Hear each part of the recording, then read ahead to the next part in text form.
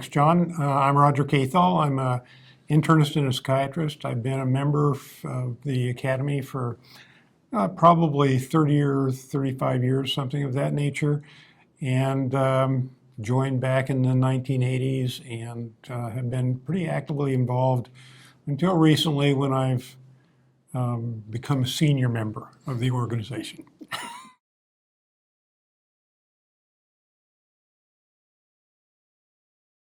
I'm an internist and a psychiatrist, so my area of interest is the interface of medicine and psychiatry, and frankly, the Academy of Psychosomatic Medicine at the time was the only organization that was reasonable as far as the kind of background that I had and the interest that I had in clinical care. And so it was back in the early 1980s probably that I did my first meeting. It's been so long ago I can't remember the exact date, but developed a number of friendships at that time. It was probably John Clancy and Russ Noyes that were the ones that were instigating my joining the Academy, just because it was consistent with the kind of things that I wanted to do. Now, I guess I should say that since I'm an internist as well, I was thinking about, okay, which medical organizations should I belong to? And frankly, on the medicine side, there were really very few. So I joined the American College of Physicians and the General Internal Medicine organization to foster behavioral health care in medical patients, just like I was fostering medical care in behavioral health patients.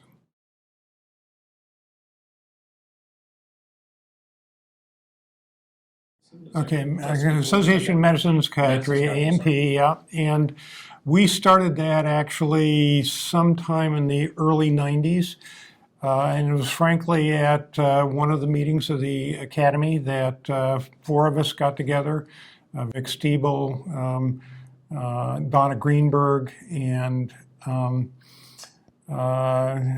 blocking on the fourth person's name, but we decided that we wanted to have something for people that were jointly trained. And so the Association of Medicine and Psychiatry was initiated to service the needs of people that were practicing both medicine and psychiatry in the various settings in which they worked.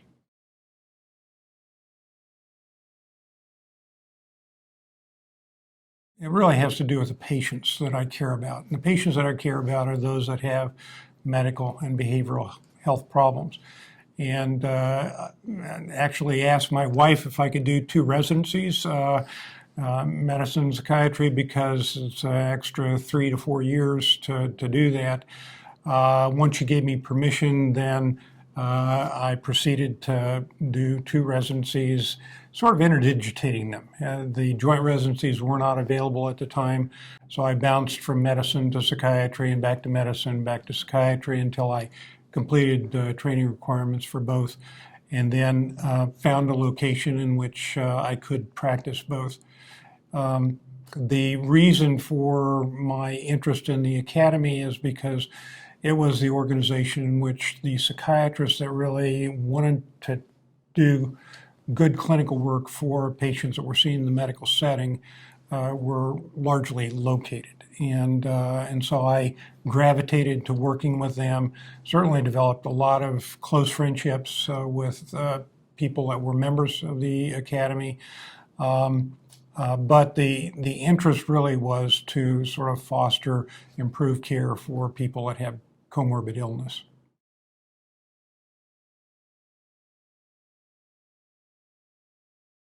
Well, it was much smaller, of course, and so it was like a club rather than a big organization. It's probably doubled, almost tripled in size since the late 80s or early 90s when I joined, and so now it's a much more formal,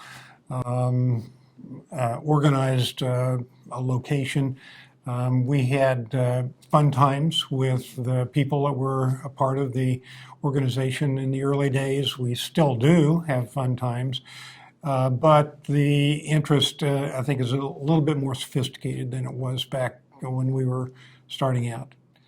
This really is reflected not only in the Academy membership, but also in the level of science associated with some of the publications that we do. The psychosomatics is becoming more scientific. Now the Psychosomatic Society, which was sort of the competing organization, largely was composed of, or is composed of, psychologists and family practitioners.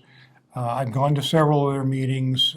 Frankly, I have to say that the Academy has an interest level in the kind of things that I would like to do, sort of in preference to the Psychosomatic Society.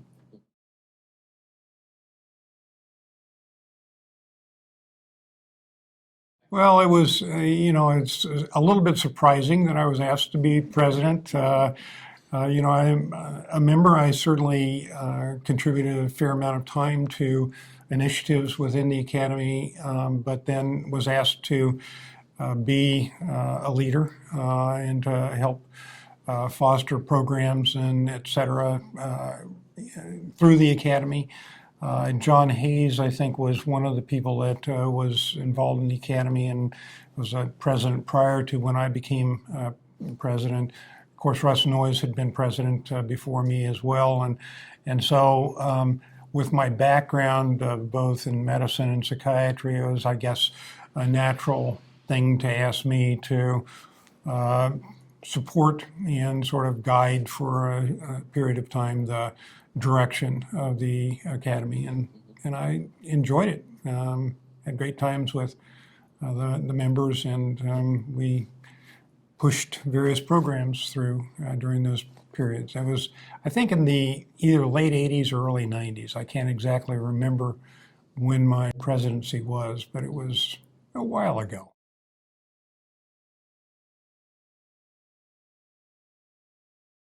Yeah, well, of course, the Academy has always been sort of focused on CL work, and that's inpatient psychiatric care in the medical setting, and that, of course, is important, but there are so many other areas in which psychiatric services are important in the medical setting that really we are not currently addressing. Certainly with collaborative care, which developed over about a 20-year period from the 1990s through the early 2000s, with a number of randomized controlled trials, is now proven to be a very effective approach to outpatient collaborative services or psychiatric services in the medical setting for a large number of patients. That is a model that really needs to move forward. Frankly, the Academy still has sort of a penchant to move toward CL, the Consultation-Liaison. I think that frankly, more the inpatient setting, but it's also the old style of Consultation-Liaison. It's what I call the retrospective style, in which you wait for the consult to come in and you go see the patient, which means that virtually all of the consults come the day of or the day before discharge. And the studies really show that that does not bring value to patients. We now have new models, frankly, which are not being particularly well implemented at the current time. What's known as proactive consultation liaison. Now that's just one of the probably 10 or 12 models of integrated care that I think bring tremendous value to patients. And the Academy should be actually endorsing each one of those, not just collaborative care and, frankly, traditional CL, which is really sort of not many people. There are some focal people that are doing proactive CL, but it's still not initiated broad-based.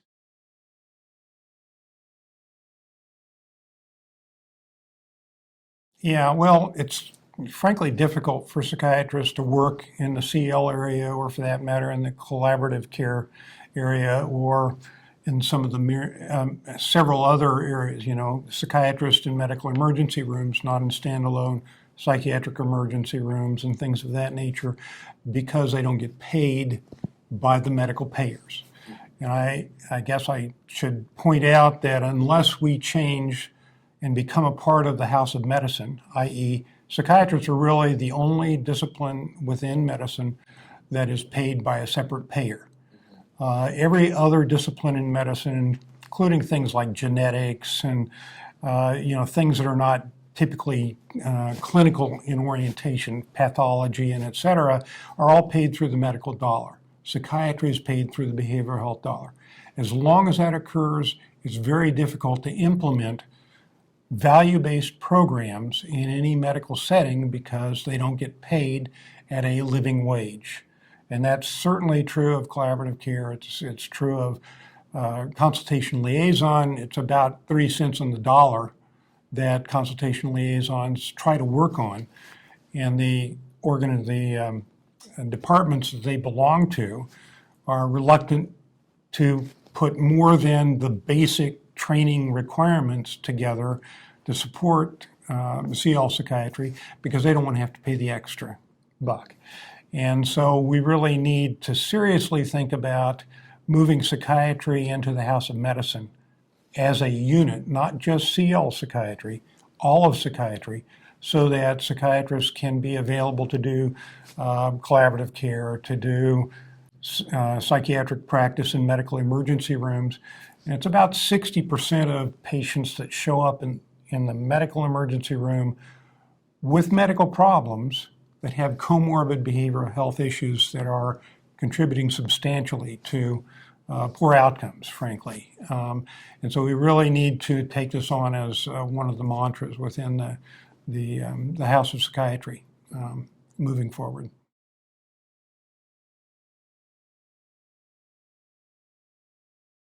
The future of psychiatry, frankly, is in the medical setting.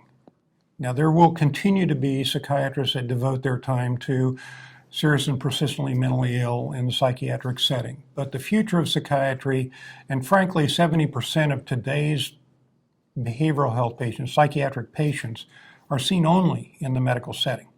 And so the future of psychiatry really means that psychiatrists need to move into the medical setting. If they're paid to do that, then they can substantially improve the outcomes of patients that have comorbid or primary psychiatric illness seen in the medical setting where others are not seen. And there's a study, a Milliman study by Steve Mellick, that shows that behavioral health patients cost somewhere between 2 and 4 times the amount in annual cost for healthcare. That is not going to change until psychiatrists and other behavioral health professionals are able to service the needs of psychiatric problems in the medical setting. And so I see as we transition to this new area that we can be of phenomenal value.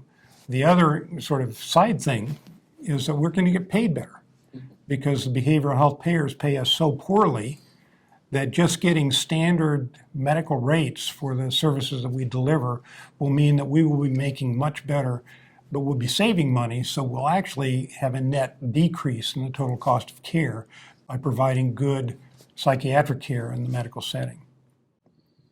What do you think is, on the flip side of that question, with this growth in our field and growth in the academy, what's the biggest risk or biggest challenge we may face? Well, I think probably the thing that has delayed psychiatrists entering into the medical area, in other words, changing the way the payment is occurring, which will allow psychiatrists to work in the medical setting, is the standard behavioral health payers pay only to work in the behavioral health setting. So psychiatrists are reluctant to lose that dollar that they know is there to take a chance on getting the dollar that could come from them. And unless our discipline as a whole, and it's not just psychiatrists, it's also psychologists and social workers, the people that are contribute to better behavioral health care in the healthcare setting, really need to start the transition and work diligently toward that. And right now, I think that the body of psychiatrists, particularly the older psychiatrists, are not understanding that need. I think some of the younger psychiatrists are, and that's part of the reason we're growing so nicely in the ACLP. But until we get that to that point where the tipping point where we can actually move forward aggressively in getting payment through the medical dollar and in practicing in the medical setting, we're going to have to sort of wait for the older set of psychiatrists to retire and move on, and that's partly me.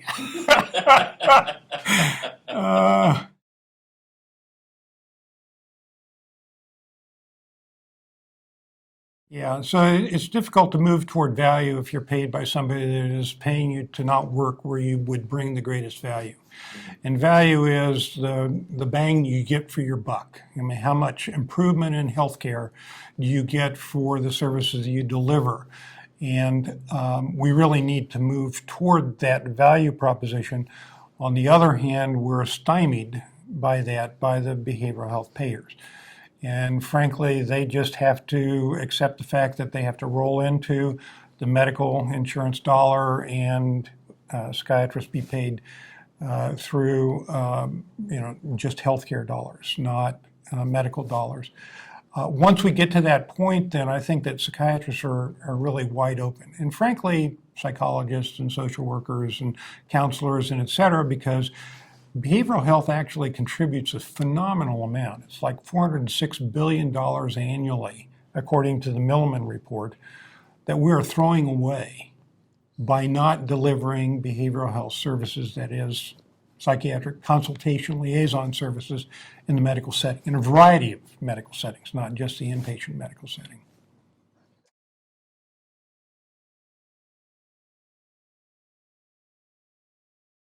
Yeah, I think that we really need to move toward understanding where we bring value. There are a number of areas in which the level of value that we bring is less than in other areas. For instance, I'll say that psychodynamic psychotherapy is probably something that was a nice historical start to get into helping people through word treatment. And I think there are much better models of more shorter, straightforward models of psychotherapy that now are very effective and should be used as a first line rather than psychiatrists going straight to things that are interesting but don't have evidence of efficacy moving forward.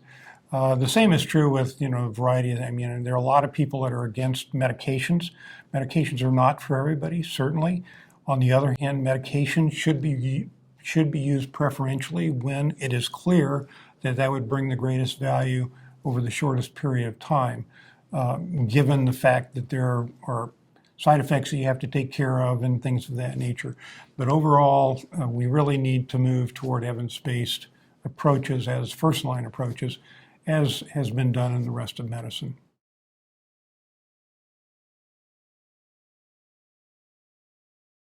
Probably the relationships. I've developed a lot of very close friendships with members of the Academy, and there are a lot of, in fact, I come back, I'm one of the older people that pretty much regularly attend the Academy meetings, and it's because I like to get together with people that I've done things with all my life.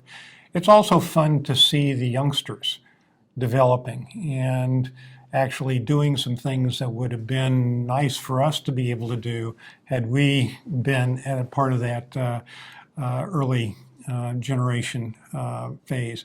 But now I think that there's a growing interest and a growing understanding of the need to move toward evidence-based care, frankly, in the medical setting, but I'm not sure that the Academy has captured that yet.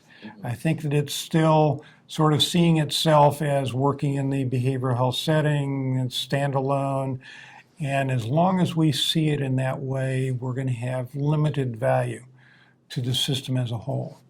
Now, part of that is forced by the fact that we can't work in the medical setting because we don't get paid to do it.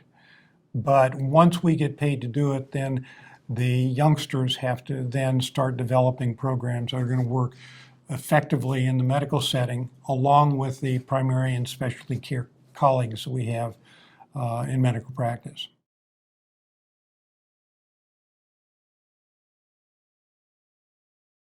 Okay, so we haven't really talked at all about jointly trained people. Frankly, there are a fair number of medical and psychiatric residencies that are currently training internists and psychiatrists, family practitioners and psychiatrists, child psychiatrists, psychiatrists, and the like, and pediatricians, and so I think that the jointly trained people bring a capability of communication with the non-psychiatric professionals. And that's something through my years of being an internist psychiatrist, I certainly have. It's a little bit like medicine is sort of my home, but psychiatry is my specialty. Okay, so psychiatry is centrist. It's sort of like a pulmonologist. So internal medicine is a pulmonologist's home, but pulmonary or lung disease is their specialty. It's really important to have people that can talk to and have to be responsive to jointly trained people. So I think that certainly there's going to continue to be a large number of consultation liaison psychiatrists, but they should see the jointly trained people as colleagues in this process of improving healthcare for this population of patients that currently is not being effectively taken care of. So I guess I would encourage the consultation liaison psychiatrists who bring tremendous value to work closely with their internist psychiatrist or their family practice psychiatrist, and et cetera, to move forward the total picture of healthcare for patients with mental health conditions, mental health and substance use disorder conditions.